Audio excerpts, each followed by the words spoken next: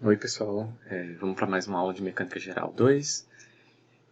A gente começou a falar no último vídeo sobre trabalho e energia. E a gente viu que a gente estava estudando dinâmica e cinemática, a cinemática sendo a geometria do movimento, né, e dinâmica a origem do movimento.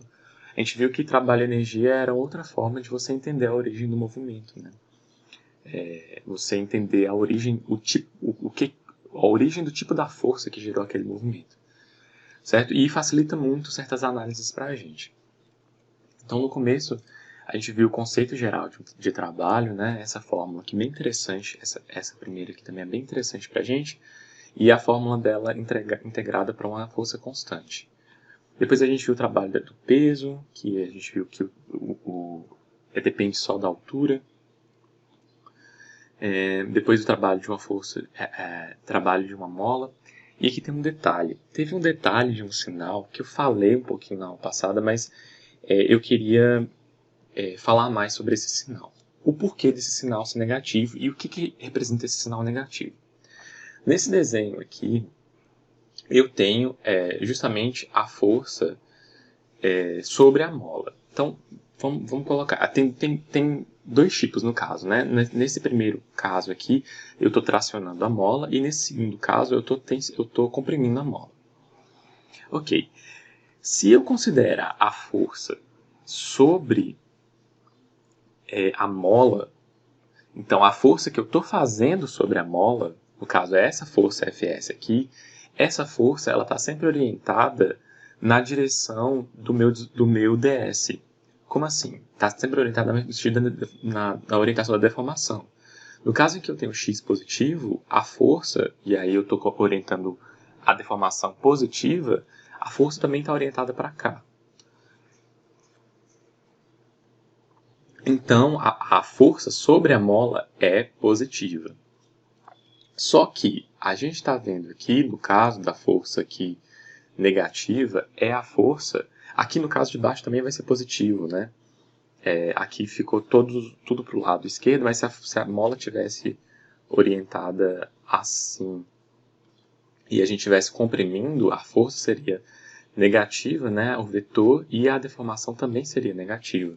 Então, negativo, negativo daria positivo. Então, a força sobre a mola é positiva. Só que a força é essa força aqui que a gente está...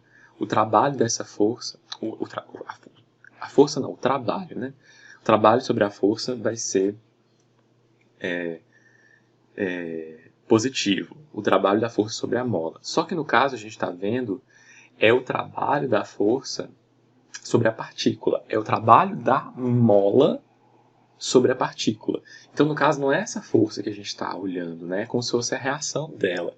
É a força que a mola está fazendo. Então, não a força sobre a mola. Entenderam? E aí, a força, como é a reação, vai ser com sinal trocado, né? Vocês vão ver que a força, por exemplo, se a força sobre a mola, nesse caso que eu estou tracionando, nesse caso aqui, a força é positiva e a deformação é positiva, a força que a mola está fazendo sobre a partícula é negativa, com o ds positivo, então vai dar negativo.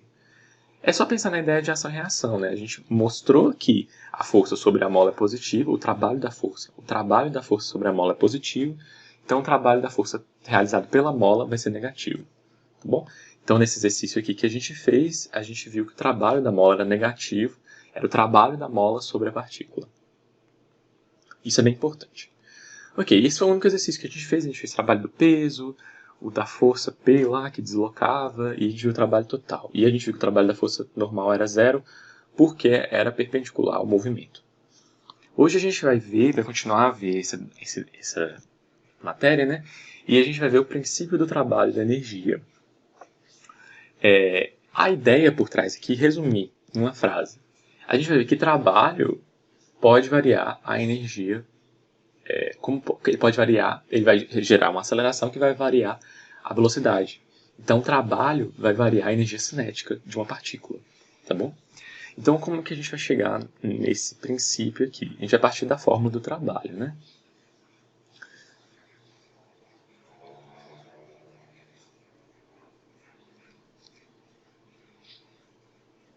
Então a gente tem lá o produto escalar entre a posição 1 e 2 dessa força aqui.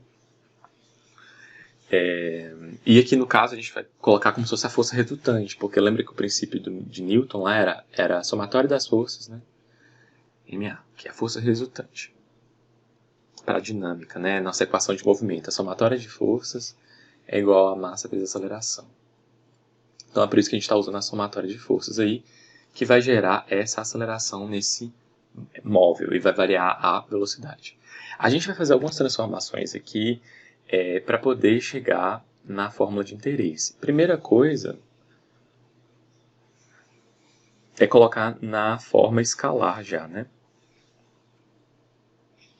Bom, na forma escalar mais integral. Então aqui ficou na nossa, ao invés de ser na forma vetorial, né, do produto escalar, eu já coloquei na forma resultante aí do produto escalar numa integral de linha.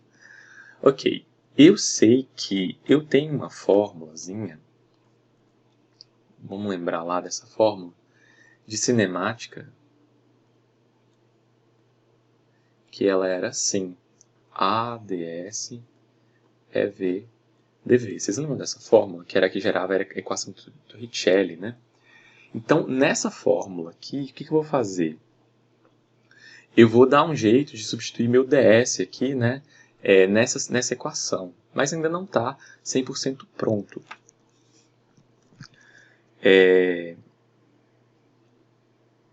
O que eu vou fazer? Eu sei que a força ela é massa vezes aceleração, certo?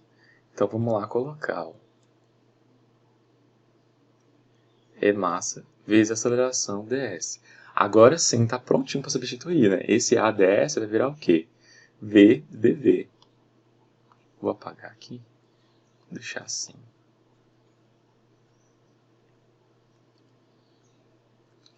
E aí nossa fórmula vai ficar o quê? Vai ficar assim, somatório de S1 até S2, GM, V, dV. E aí a nossa equação que estava em ds, na nossa integral de linha, agora virou integral da velocidade. E se eu estou fazendo essa integral aqui para uma massa constante, então aqui massa constante,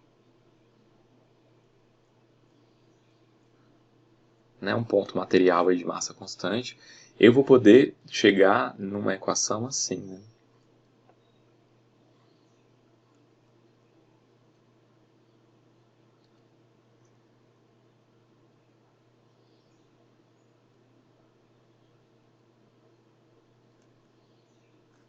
E aqui, no caso, os meus limites de integração vão mudar também. Vai ser de V1 até V2. E aí, já vou poder tirar... Eu vou fazer direto. Já vou poder tirar a massa da integral e integrar VdV. Qual que é a integral de VdV, né? Vai ficar V ao quadrado sobre 2. Integrado de V1 até V2. E aí, isso daqui vai ser o quê? Vai ser meio de mv2 ao quadrado menos meio de mv1 ao quadrado. E essas parcelas aqui são justamente as parcelas de energia cinética. E eu vou utilizar isso. O meu princípio do trabalho energia é o que eu fiz aqui, né? Onde que eu gerei? De onde eu saí até onde eu cheguei.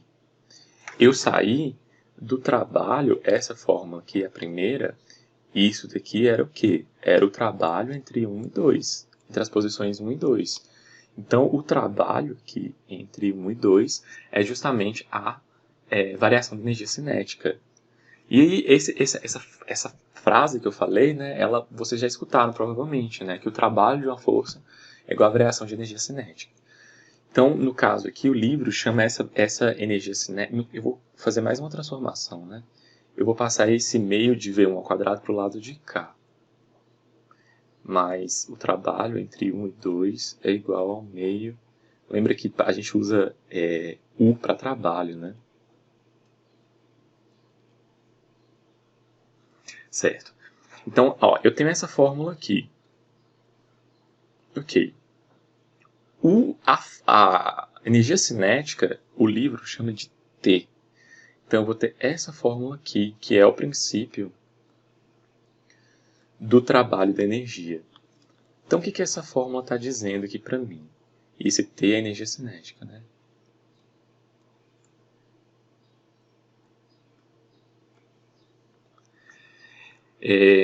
Está falando que a energia cinética que ele tinha mais o trabalho vai ser a energia cinética que ele tinha. Ou seja, o trabalho foi responsável por variar a energia cinética dele. Então, na situação, se eu pegar a situação inicial e somar com o trabalho, eu tenho a situação final. Então, a energia cinética final vai ser a energia cinética que ele tinha mais o trabalho da força. Eu tenho certeza que vocês já ouviram isso, vocês já sabiam dessa fórmula. Eu só acho que eu só escrevi de uma forma diferente. E eu mostrei um pouquinho, né, como chegar em meio de V ao quadrado aqui, de como surgir. Mas a ideia é bem simples. Então a gente vai fazer um exercício. Antes de fazer o exercício, só para corrigir uma coisa, é um somatório, né? Isso aqui é um somatório. Então é o somatório das forças. Eu estava trabalhando com somatório e depois esqueci de colocar, né? É o somatório desse trabalho dessas forças, né? Só para corrigir aí. Então aqui, na fórmula final, também é um somatório. Certo, então vamos fazer o exercício. O que o exercício diz? Antes de fazer o exercício também, eu queria falar uma coisa. Eu vou fazer vários exercícios. Nessa aula, acho que eu vou fazer uns 8 exercícios nesses 2 vídeos, nos próximos vídeos. Eu vou resumir os exercícios, porque os exercícios vocês já sabem, mais ou menos, que vocês já trabalharam com trabalho e energia antes, tá bom? Então, fala assim, um automóvel de 3.500 libras, lembra que isso aqui é a unidade de força, peso, né, mostrado na figura 110A, essa figura aqui, move-se para baixo na estrada com 10 graus de inclinação, a uma velocidade de 20 pés por segundo. Então, essa velocidade é zero. V0. Se o motorista freia o carro provocando o tratamento das rodas, determina a distância S que o carro percorre durante o escorregamento. O coeficiente de atrito cinético é meio. Então, eu vou representar as forças sobre o carro. A gente já sabe que se ele está freando, ele tem atrito. Então, eu vou representar o atrito aqui para trás. O carro está descendo, né? O movimento é para lá.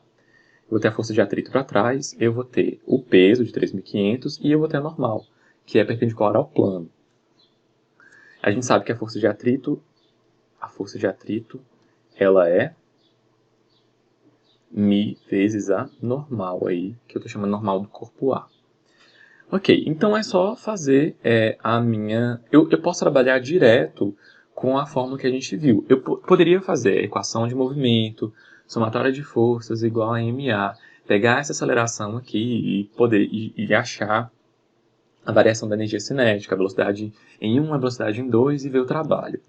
Só que é mais fácil trabalhar com a fórmula que a gente acabou de ver, que é o do princípio de trabalho-energia. Então, a energia cinética que eu tenho em 1 vai ser somatório dos trabalhos entre 1 e 2 e o T2. Lembra que nesse trabalho aqui, eu vou ter as forças não conservativas, né? As forças, por exemplo, o atrito, que é uma força não conservativa, vão ser negativas. Mas isso a gente vai ver que é contrário ao movimento, por isso que ela faz um trabalho negativo também. Então, eu vou ter mv1 ao quadrado sobre 2... Somatório das forças. Que forças que eu tenho aqui? Lembra que eu quero as forças que estão no sentido na direção do movimento. Então, por exemplo, a normal não realiza trabalho. Quais são as forças que estão no sentido do movimento? Eu vou ter a componente aqui do peso. Percebam que o peso aqui tem um ângulo de 10 graus, eu vou ter a componente seno do peso. Ó.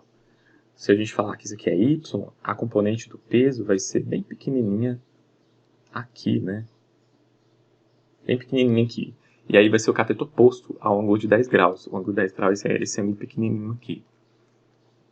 Então eu vou ter P seno de 10 graus vezes a distância percorrida. Eu vou chamar de S a distância percorrida até frear. Menos a força de atrito vezes a distância S, que é até frear. A força de atrito é o quê? A força de atrito é μ vezes a normal de A. E a normal era o quê? A normal é P cosseno. Então, eu já substituí tudo aqui. Bom? Vezes a distância S. Isso daqui vai ser meio de mv2 ao quadrado sobre 2. Né? Sobre 2 não, meio de mv ao quadrado. Só que a gente sabe que a velocidade final vai ser o quê? 0. Tá bom? Então vamos revisar algumas coisas que eu fiz aqui para chegar nessa fórmula, que é só resolver para S e achar S aqui. Eu já vou adiantar, né? S vai ser 19,5 pés. Lembrando que a massa aqui é o peso sobre a gravidade, tá bom? O peso que é W, né? W sobre a gravidade. Então, o peso, ele é 3.500 sobre a gravidade, que é 32,2 pés por segundo ao quadrado. É assim que chega. Então, ó, vamos revisar aí. A força é a componente do peso que é na direção do movimento, que é seno, e vezes S, né? Trabalho é força vezes deslocamento, uma força constante, na direção do deslocamento. E aqui é a normal. Isso daqui é a normal. E isso daqui tudo é a força de atrito. Pronto. E aí é só resolver. Então a gente já resolveu o primeiro exercício aí. Tá bom? É um exercício bem direto de aplicação do trabalho, que é para a gente começar a entender como trabalha com esse princípio aí do trabalho de energia. Então vamos fazer o próximo exercício. Esse exercício aqui fala assim, ó, durante um pequeno intervalo de tempo, o guindaste dessa figura aqui ergue a viga de 2,5 toneladas com uma força de 28 mais 3S ao quadrado quilonewtons. Então vamos lá, ó. Eu tenho o peso da viga, que é massa vezes gravidade. A massa é 2,5 toneladas. Toneladas é 1.000 quilos, então 10 a terceira vezes a gravidade, 9,81, que é o que está escrito aqui, ó. Estão vendo? Pronto. Isso daqui é o peso. Eu tenho a força F, que é essa fórmula. Então foi uma fórmula bem estranha aí que ele forneceu pra gente. E eu já vou adiantar que quando eu vejo uma fórmula que vem para mim e ela tem alguma coisa com S, né, a força variando com S, eu sei que eu vou integrar. Porque lembre que o trabalho é a integral lá da força, né? ds. Então é isso aqui que eu vou fazer. Tá bom, já espero que eu vou integrar. Determina a velocidade da viga ao fim de um deslocamento vertical S igual a 3 metros. Quanto tempo leva para a viga atingir essa altura de 3 metros? Supondo que ela partiu do repouso, supondo que ela partiu da velocidade igual a zero. E eu vou falar que ela partiu do S igual a zero também, né? S0 igual a zero. Pronto, então essas são as condições iniciais. Eu posso utilizar o princípio do trabalho de energia aqui, tá bom? Então, percebam que com o que ele forneceu, eu até poderia pensar em alguma parte de cinemática, né, para achar o tempo. Só que isso a gente vê no final, tá bom? A gente pode descobrir no final com a energia cinética, né? Trabalhar com energia é muito mais fácil, na maioria dos casos. Tá bom? Então vamos lá. O princípio do trabalho de energia é a energia cinética inicial mais a somatória do trabalho entre 1 e 2 é igual a energia cinética 2. Certo. Então aqui eu vou ter, né, mv1 ao quadrado sobre 2, no caso vai ser 0, porque a velocidade em 1 é 0. Então no caso aqui vai ser 0. A velocidade em 2 é justamente o que eu quero. Então isso aqui é a que eu quero. Eu vou ter aqui na somatória de trabalhos, eu vou ter o trabalho da força e o trabalho do peso. Então eu vou ter aqui o trabalho da força, eu vou colocar aqui integral de F ds e o trabalho do peso, né? A gente sabe que vai ser negativo aí, menos W vezes vezes a altura, vezes S, que vai ser 3 metros. Ficou meio torto aí, mas é isso daqui. Agora que a gente chegou nessa fórmula aqui, vamos trabalhar com ela. Eu vou até, ao invés de chamar de V2 aqui, eu já vou chamar de V, que é a velocidade final, que é a que eu quero, tá bom? Então eu vou resolver essa equação aqui para V.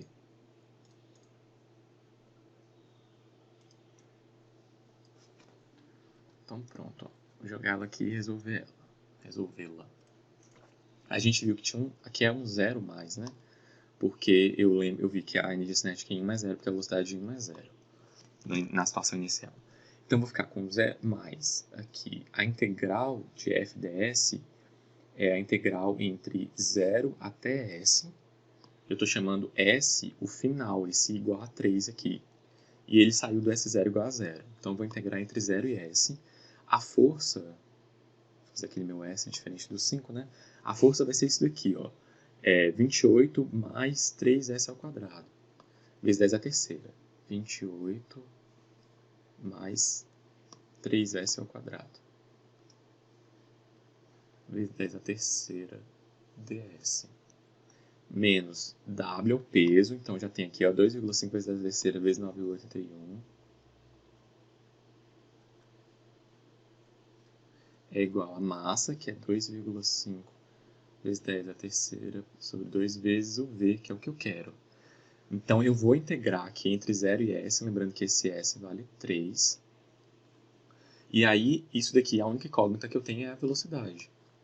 Essa é a única incógnita que eu tenho. Eu vou resolver para a velocidade.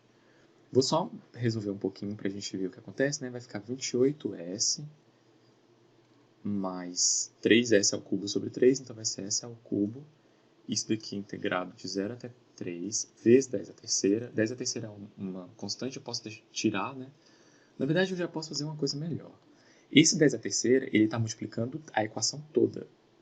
Então, eu vou simplificá-lo. Tá bom? Ok.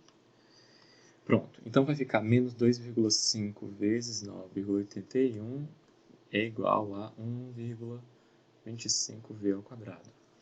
Então, pronto. Vou resolver ir para V, integrar, já vou colocar a resposta direto. V vai dar quanto?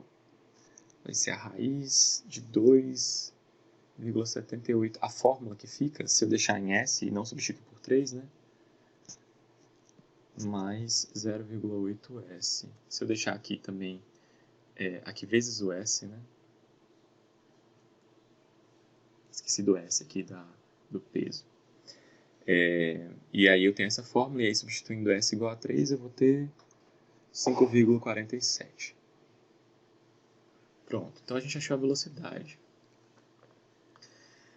E aí depois ele quer o tempo para chegar nessa velocidade. Aí que tem um problema, né? Não é um problema, mas é um passo aí a mais. O que vai acontecer? Eu tenho a fórmula da velocidade, não tenho? Eu sei que velocidade é ds dt. E aí,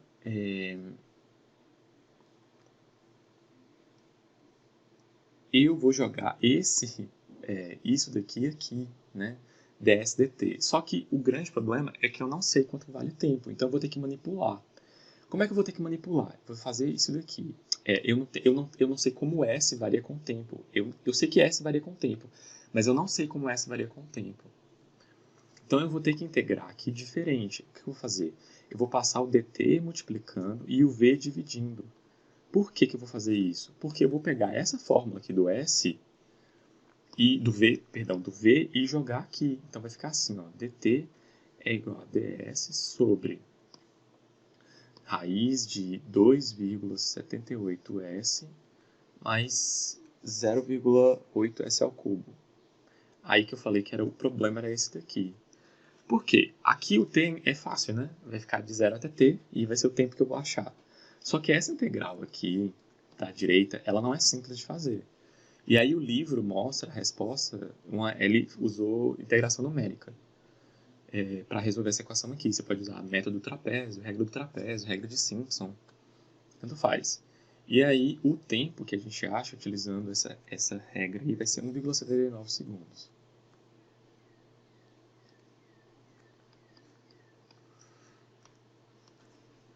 Então esse é o problema, porque dá uma equação,